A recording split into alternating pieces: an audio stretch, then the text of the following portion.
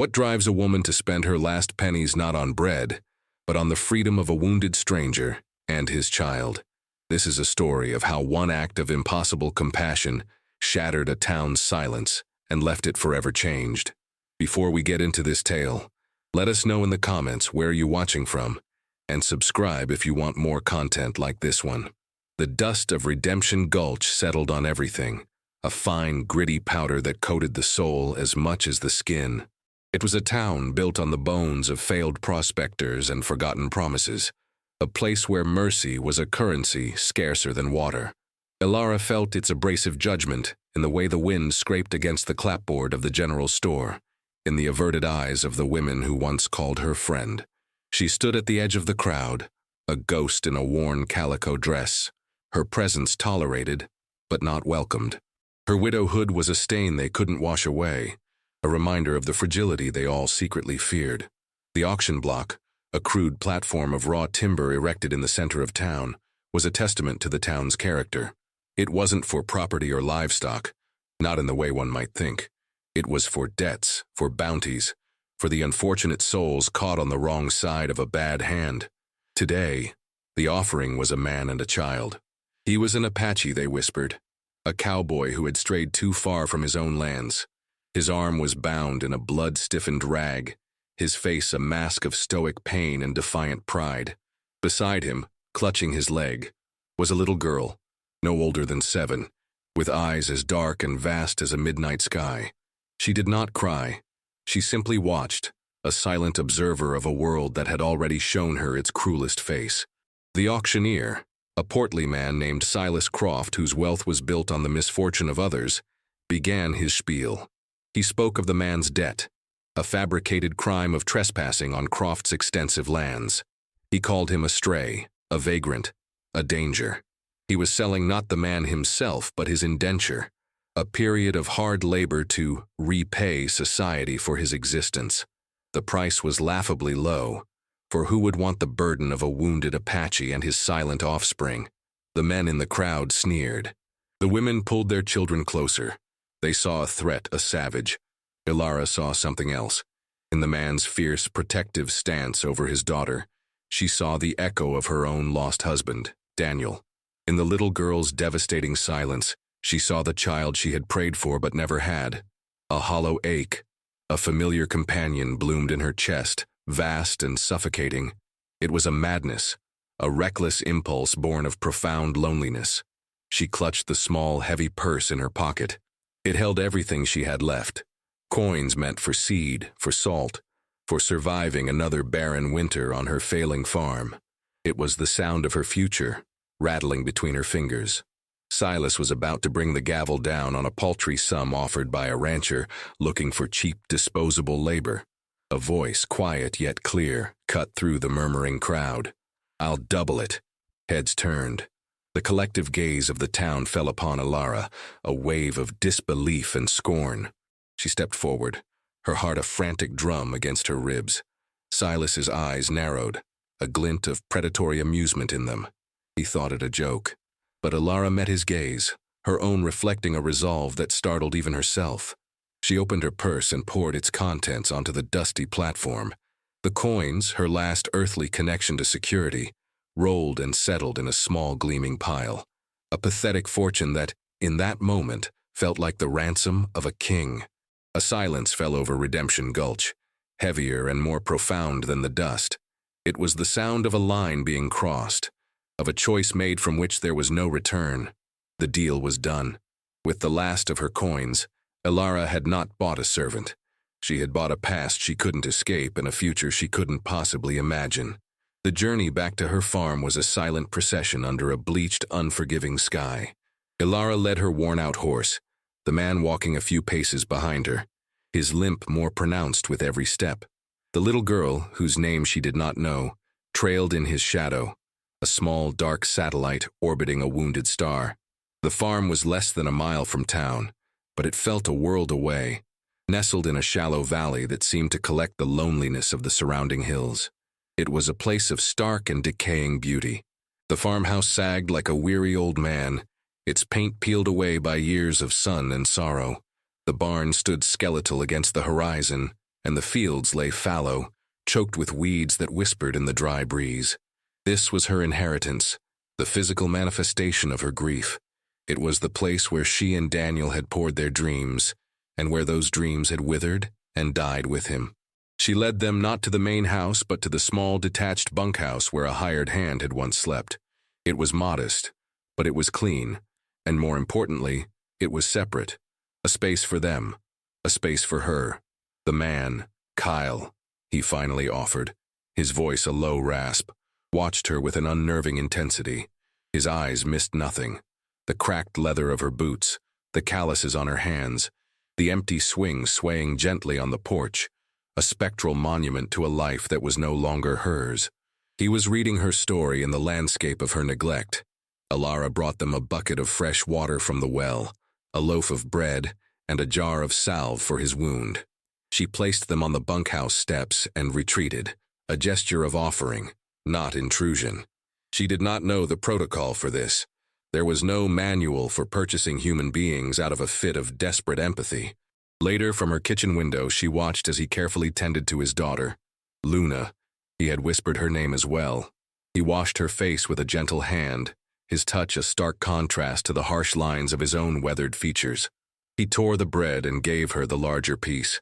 In these small, quiet acts, Ilara saw not a savage, but a father consumed by a love so fierce it was the only thing holding his broken body together. The silence between them was not empty. It was a living thing, filled with questions, with fear, with the weight of unspoken histories. Ilara moved through the chores of her solitary existence, the rhythm of her life now disrupted by the presence of two silent strangers. She milked the lone cow, her hands moving with a muscle memory that bypassed thought. She collected the few eggs from the henhouse. Every action was framed by a new awareness. She felt their eyes on her, Kale's appraising and wary, Luna's wide and absorbing. They were a mirror reflecting her own isolation back at her in a way she had not been forced to confront before. The single chair at her dinner table felt heavier tonight, the silence in her own house deeper, more resonant. She had invited two more souls into her desolation, and now the quiet felt less like peace and more like a shared, suffocating void. As dusk painted the sky in bruised shades of purple and orange, she saw Kale sitting on the bunkhouse steps, staring out at the dying light. He wasn't looking at her or the farm. He was looking past it all, toward the distant mountains. A man untethered, a man whose compass was broken. She had saved him from Silas Croft's cruelty, but she wondered, with a sudden chilling clarity, what exactly she had brought him to. Days bled into one another, marked only by the slow, indifferent passage of the sun. The silence on the farm solidified, taking on the texture of the hard-baked earth. Kyle's arm began to heal, the angry red of the wound fading to a puckered scar, but the wall around him remained impenetrable. He spoke only when necessary, his words clipped and sparse, fragments of language offered like grudging concessions. Luna was his echo, a miniature study in stillness. She spent her hours near the bunkhouse, her small hands methodically arranging pebbles into intricate patterns or tracing figures in the dust with a stick. Her constant companion was a small, crudely carved wooden bird, its surface worn smooth by the ceaseless touch of her fingers. She never let it go. Ilara threw herself into the relentless labor of the farm, a penance for a sin she couldn't name. She wrestled with the stubborn, weed-choked soil, her muscles screaming in protest, her mind a numb buzz of exhaustion. It was easier to fight the earth than the ghosts in her house. She did not ask for help. This was her burden, her choice. She had created this strange, tense tableau, and she would navigate it alone. One sweltering afternoon, the pump for the well seized. The handle refused to move, stuck fast with a groan of rusted metal. For Ilara, this was not an inconvenience. It was a catastrophe. The well was the farm's heart, and without it, everything would perish, including the fragile, unspoken truce she had forged with her new inhabitants. She worked at it for over an hour, her frustration mounting with each failed attempt. She pulled and pushed, her hands raw, sweat stinging her eyes. A sob of pure despair caught in her throat. She sank to her knees, defeated by a piece of iron. It felt like a metaphor for her entire life. Then a shadow fell over her. Kyle stood there, his expression unreadable. He had been watching from the porch, a silent sentinel. He didn't speak. He simply gestured for her to move aside. With a limp that was now almost gone, he knelt and examined the pump's mechanism. His hands, though scarred, moved with a surprising deftness and an innate understanding of mechanics. He dismantled the housing, his movements economical and precise. He located the problem, a piece of rusted, broken gear, and began to work on it, using a rock and a piece of discarded metal as a makeshift anvil and hammer. The rhythmic clink, clink, clink of his work was the first truly collaborative sound on the farm. It was a sound of purpose, of mending. As he worked, a memory, sharp and unwelcome, ambushed Alara. Daniel, in this very spot, his face smudged with grease, laughing as he fixed the same pump years ago. "Everything can be fixed, Alara," he had said, his voice full of the easy confidence she had loved. "You just have to know how it fits together." The memory was so vivid it stole her breath, a phantom pain twisting in her gut. She looked away from Kyle toward the house and saw Luna standing on the bunkhouse steps. The child was watching her father, and for the first time Alara saw something other than fear or emptiness in her eyes. It was a flicker of pride, a glimmer of the world as it should be, a world where a father could fix what was broken. Kyle finished his work. He reassembled the pump, stood up, and took the handle. With a smooth, steady motion, he pumped. A gurgle, then a rush. Cool, clean water spilled into the trough. He looked at Alara, a single brief glance of acknowledgement, before turning and walking back to the bunkhouse. No words were exchanged, but a profound shift had occurred. A crack had appeared in the stone wall of silence, not from a word, but from a shared act of survival. The dust from the sheriff's horse announced his arrival long before he came into view. Sheriff Bartlett was a man who wore his authority like an ill-fitting coat, tight across the shoulders and prone to strain at the seams. He saw the world in simple terms of order and chaos, and to him, Ilara's recent actions were a flagrant invitation to the latter. He dismounted with a heavy sigh, as if the very act of visiting her farm was a burden on his civic duty. His gaze swept over the property, lingering on the signs of neglect, before settling on the bunkhouse, where Cale was splitting firewood with a focused, powerful rhythm. Bartlett's eyes, small and hard, narrowed with suspicion. "Ilara," he said, his tone a practiced blend of paternal concern and official rebuke. "Town's worried about you. Folks are talking." Ilara stepped onto the porch, wiping her hands on her apron. She did not invite him to sit. "Let them talk, Sheriff. It seems to be their primary occupation." Bartlett bristled, unused to such quiet defiance from her. He was accustomed to the grieving, withdrawn widow, not this woman with a spine of steel. "This ain't about gossip. This is about common sense. You out here alone, with them." He jerked his chin toward Kyle, who had not stopped his work but whose posture had become rigid, aware of every word being spoken. The rhythmic thud of the axe was the only response. "His name is Kyle," Ilara said, her voice low and even. "His daughter is Luna. They are not a threat." "He's an Apache," Bartlett retorted, as if the word itself were an indictment. "Silas Croft says he's a troublemaker, a thief. You spent your last dollar on a man like that. It's not right. It's not safe. What were you thinking?" The question hung in the air, laced with condescension. What she was thinking was none of his business. What she was feeling, a confusing mix of pity, defiance, and a strange, burgeoning sense of purpose, was something he could never comprehend. "I was thinking he was a man with a wounded arm and a terrified child," she said simply. "And Silas Croft is a man who profits from the suffering of others. I know whose character I trust more." The sheriff's face flushed a dull red.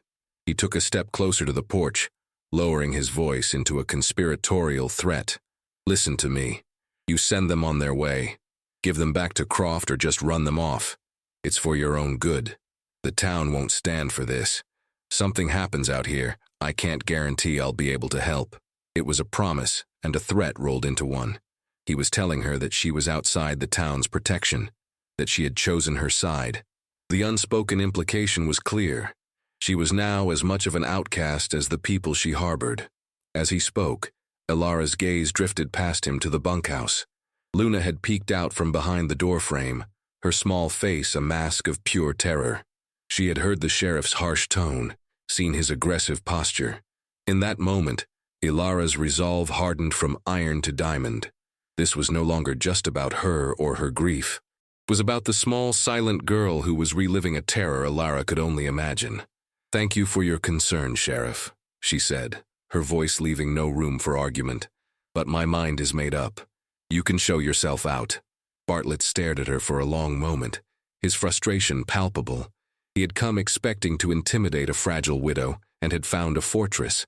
He spun on his heel, mounted his horse, and rode away, leaving a cloud of angry dust in his wake.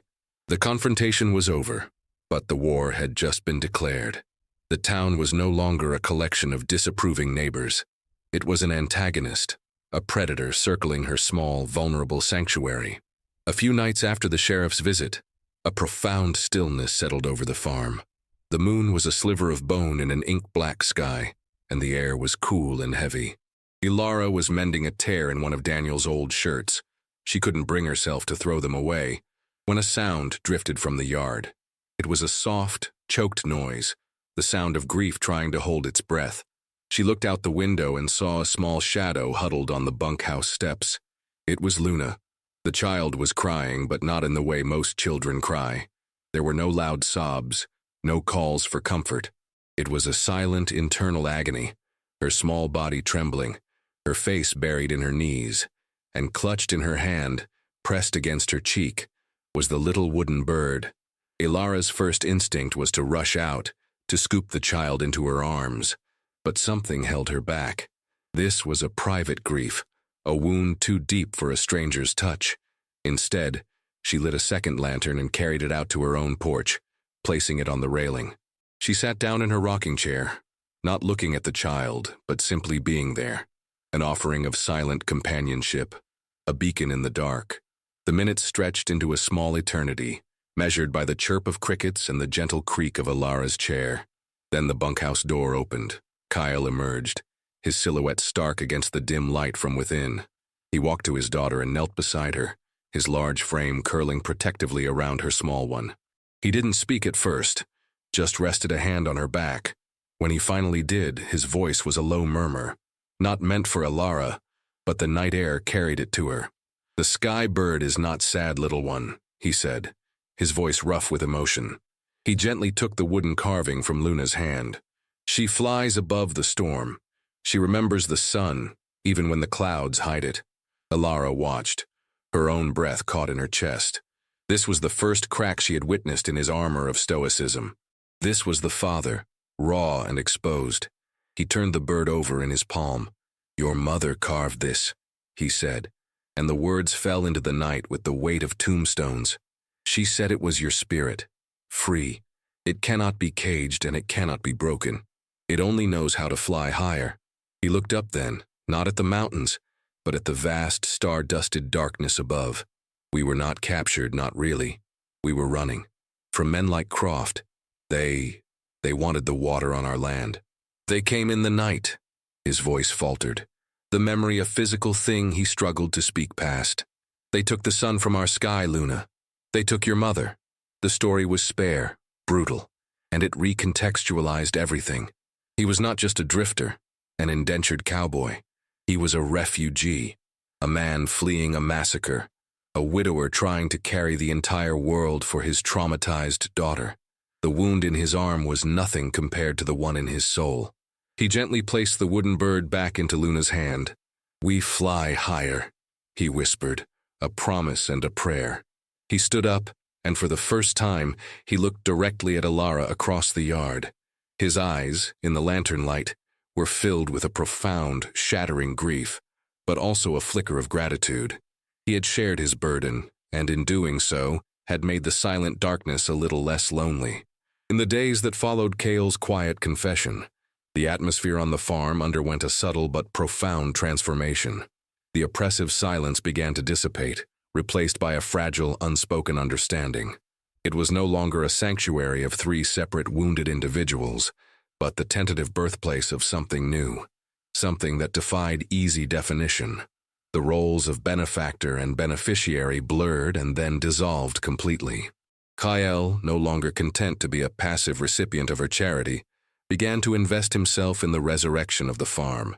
His body was lean but strong, and he moved with an efficiency born of a life spent in close communion with the land. He mended the fences that had sagged for years, his hands weaving the wire with a practiced skill. He cleared a patch of the fallow fields, his axe swinging in a steady, life-affirming rhythm that echoed through the valley. He knew things Ilara did not. He pointed to the sky and predicted the weather with an accuracy that unnerved her. He showed her which wild plants were edible, which could be used as medicine. He was teaching her the language of her own land, a language she had never learned to speak. Her knowledge was of plows and planting schedules. His was of the earth's very soul. And as the father began to heal, so did the daughter. Luna started to venture away from the bunkhouse, her explorations growing bolder each day. She was a quiet collector of treasures. One morning, Ilara found a perfectly formed wildflower placed on her doorstep. The next, a smooth gray stone, cool to the touch, sat on the porch railing. They were small, silent offerings, thank you spoken in a language of found objects. One evening, Ilara cooked a simple stew, more than she needed for herself. On impulse, she ladled 2 extra bowls and carried them to the bunkhouse. She expected to leave them on the steps as she always did, but Kyle met her at the door. He took the bowls from her, but instead of retreating inside, he gestured to the rough-hewn bench beside the door. "Sit," he said. It was not a request, but a simple statement of fact. So she sat. Luna emerged and sat between them, a small, warm presence. They ate in the fading light, the silence comfortable now, companionable. It was the first time they had broken bread together, truly together. For the first time since Daniel's death, the farm did not feel empty. A memory surfaced, unbidden. A similar evening, years ago. She and Daniel, exhausted after a day of building the very porch she now sat beside, sharing a meal as the sun went down. The memory, which usually brought a sharp stabbing pain, now felt different. It was bittersweet, a gentle ache of what was, not a raw wound of what was lost. The past was still there, but it was no longer the only thing present. A fragile peace had settled over them, but it felt precarious, like a thin sheet of ice over deep water. Every passing rider on the distant road, every unfamiliar sound in the night, was a reminder of Sheriff Bartlett's threat, of Silas Croft's lingering claim. They were living on borrowed time, and the quiet happiness they were building felt as vulnerable as a new sprout in a field of stone. The sky had been a menacing shade of bruised purple all day, the air thick and heavy with an unspoken threat. Kyle had watched the clouds gather on the horizon, his face grim. "A bad one is coming," he had said, his voice low. He knew the signs. The unnatural stillness, the way the birds had fallen silent. The storm broke just after dusk, not with a gentle rain, but with a sudden, furious violence. It was as if the sky itself had cracked open. Wind tore through the valley, a malevolent howl that rattled the windows of the farmhouse and threatened to peel the shingles from the roof. Rain came down, not in drops, but in solid wind-driven sheets that turned the dry earth into a sea of mud. Ilara stood at the window, her heart sinking as she watched the deluge assault the small patch of land they had worked so hard to cultivate. The new vegetable sprouts, their only tangible hope for a future, for sustenance, for independence, were being flattened, washed away. This wasn't just a storm, it was an execution. Just as despair began to take root, her door flew open. Kyle stood there, silhouetted against the churning chaos, rain plastering his dark hair to his head. He held a collection of old grain sacks and a length of rope. "We can save some of it," he yelled over the roar of the wind. There was no time for discussion, no room for hesitation. This was a battle, and they were its only soldiers. She grabbed her thickest shawl and followed him out into the maelstrom. The force of the wind staggered her, and the rain was a physical blow, cold and blinding. The world had been reduced to a whirlwind of noise, water, and darkness, illuminated only by jagged flashes of lightning that split the sky. They worked in a frantic, desperate unison. He showed her how to drive stakes into the ground at an angle, how to stretch the wet, heavy sacks over the most vulnerable rows of plants, creating crude but effective barriers against the worst of the deluge. Their hands grew numb with cold, their clothes soaked through, their bodies caked in mud. At one point, a powerful gust tore a sack from Ilara's grasp, sending her stumbling backward into the mud. She cried out in frustration. Before she could even process her failure, Kyle was there, his hand gripping her arm, pulling her back to her feet. Their eyes met for a fleeting second in the electric blue glare of a lightning strike. In that instant, they were not a widow and a refugee, not a landowner and an indentured man. They were two people, united against a common enemy, their survival intertwined. From the window of the bunkhouse, a small face watched, pressed against the glass. Luna. Her eyes were wide with fear, but she was also seeing something new. Her father and this woman fighting together, a bulwark against the chaos. They were a team. They were a family. They fought the storm for what felt like hours, a desperate mud-soaked ballet against the fury of nature. They didn't speak, there was no need. Their movements became synchronized, anticipating each other's needs, a testament to the bond that had been forged in shared hardship. As the first light of dawn began to break, the storm finally exhausted itself, its fury receding into a sullen, gray drizzle. They stood, shivering and utterly spent, in the middle of their ravaged but not quite destroyed garden. They had saved some of it. It was enough. The storm had threatened to take everything, but instead it had washed away the last vestiges of their separateness, cementing their fragile alliance into something solid, something unbreakable. The morning after the storm was deceptively calm, the air washed clean and the world glistening under a pale, watery sun. But the peace was a mirage. Just as Ilara and Cale were assessing the damage to the garden, a new storm appeared on the horizon, this one made of men and horses. Silas Croft rode at their head, his expensive coat a dark blot against the landscape. Flanking him was Sheriff Bartlett, his face a mask of grim reluctance, and a handful of Croft's ranch hands, their expressions ranging from indifferent to openly hostile. They stopped at the edge of Ilara's property line, a clear and deliberate act of intimidation. Croft dismounted, his boots sinking into the soft mud. He was a man who exuded a suffocating aura of ownership, as if the very ground he stood on belonged to him by divine right. "A noble effort," Croft said, his voice dripping with condescending amusement as he surveyed the makeshift barriers in the garden. He then turned his gaze to Cale, who had straightened up, his stance wary and defensive. "But your time playing farmer is over. The indenture you purchased, Mrs. Miller, was for temporary labor to settle his debt. It was not a bill of sale for his freedom. He is my property, and I'm here to collect him." Ilara felt a cold dread seep into her bones, but it was quickly consumed by a hot, rising tide of fury. She stepped forward, placing herself between Croft and Cale. The mud squelched under her boots. She was no longer just a grieving widow on a failing farm. She was the guardian of this small, battered piece of earth and the people on it. "You have no claim here, Silas," she said, her voice quiet but carrying the unshakable weight of conviction. "I paid his bounty. The town witnessed it. He is a free man." Croft laughed, a short, ugly sound. "The town witnessed a foolish woman throwing her money away. An indenture is a contract for labor, not an emancipation proclamation. Sheriff," he said, turning to Bartlett, "explain the law to the lady." Sheriff Bartlett shifted uncomfortably in his saddle. He would not meet Ilara's eyes. "Ilara, Silas has a point. The terms were ambiguous.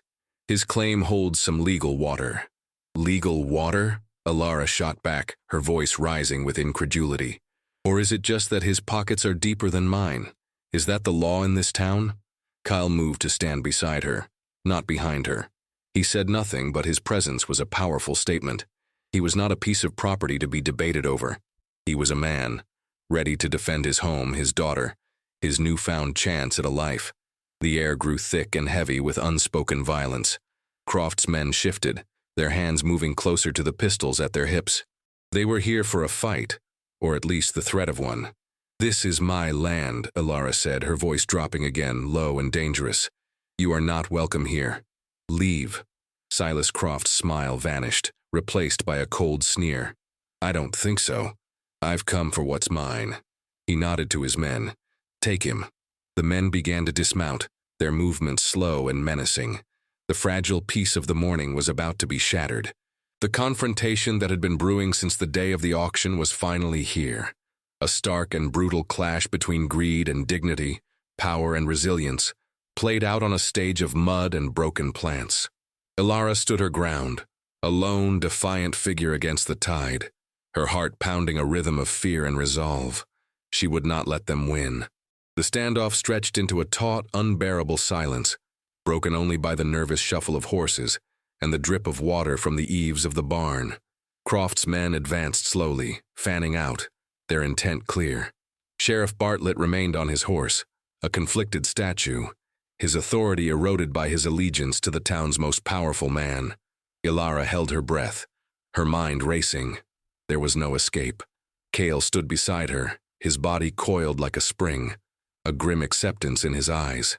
He would fight, and he would likely be killed or dragged away in chains, and the cycle of violence would continue. The fragile world they had built was about to be turned to ash. Just as the first of Croft's men reached for Kyle, a small voice, clear and sharp as a shard of glass, cut through the tension. "Stop." All heads turned. Luna stood on the porch of the bunkhouse. She had shed her cloak of silence like a snake sheds its skin. She was no longer a frightened shadow.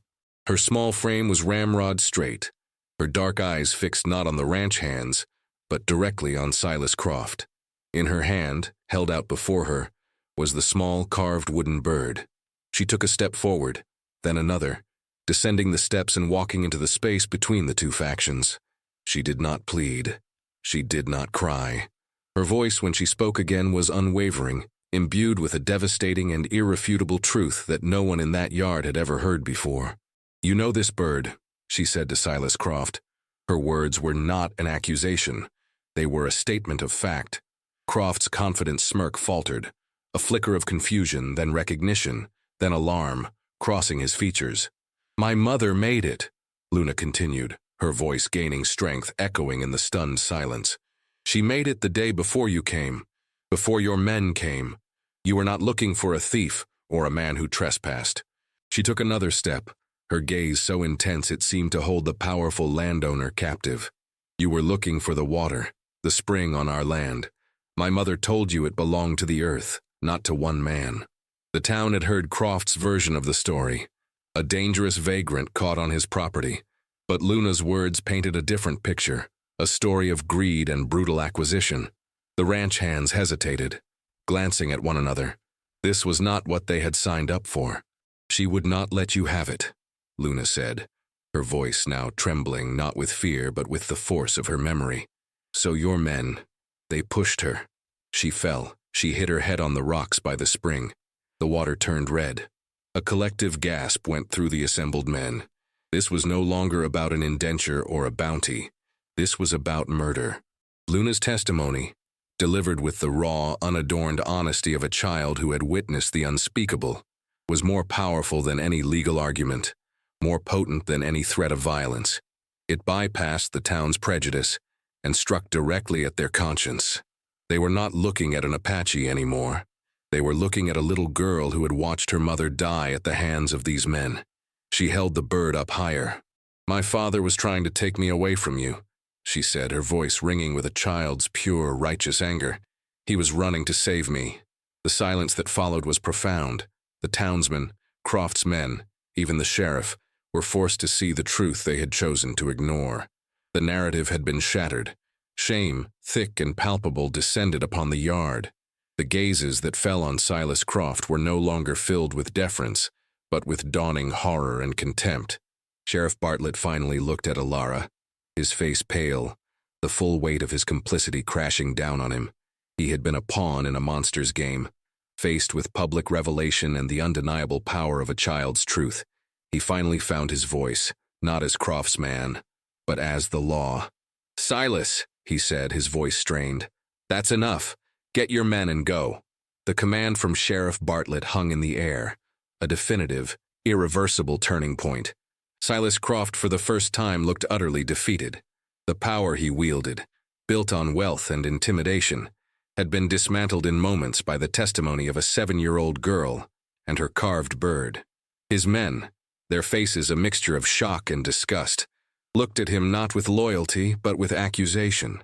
They had been enforcing a lie, serving not justice, but a killer's greed. Without another word, they backed away, turning from Cale and mounting their horses, their movements now hurried and ashamed. Croft stared at Luna, his face a mask of disbelief and pure hatred. He had been undone by a child. He spat on the ground, a final impotent gesture of defiance, before climbing onto his horse and riding away, his entourage following like a trail of smoke dissipating in the wind. They left behind a silence that was different from all the silences that had come before. It was not tense or fearful.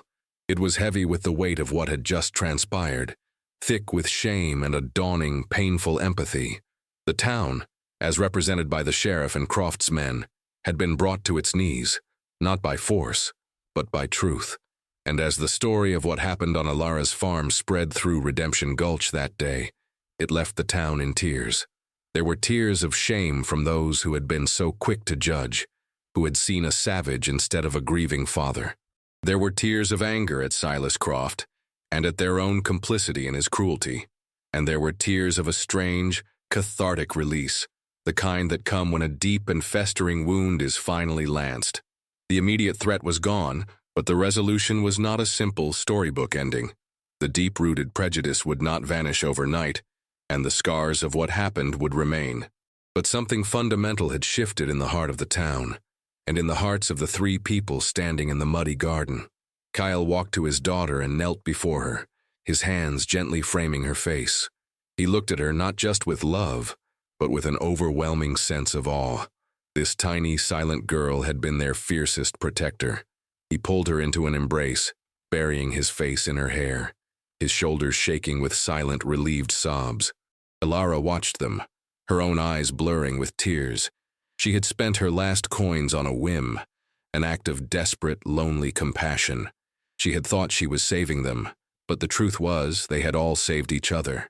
They had faced the storm, both literal and metaphorical, and had emerged on the other side, battered but not broken. In the quiet aftermath, they stood together on the porch, a strange and unconventional trinity forged in the crucible of loss and defiance. They looked out over their damaged farm, the setting sun casting long shadows across the fields. The work ahead was immense. The future was uncertain, but for the first time it felt like a future they could build. It was a future filled not with the ghosts of what was lost, but with the quiet, resilient promise of what could be. A new family, born not of blood but of shared survival, stood together, watching the day end, ready for a new one to begin.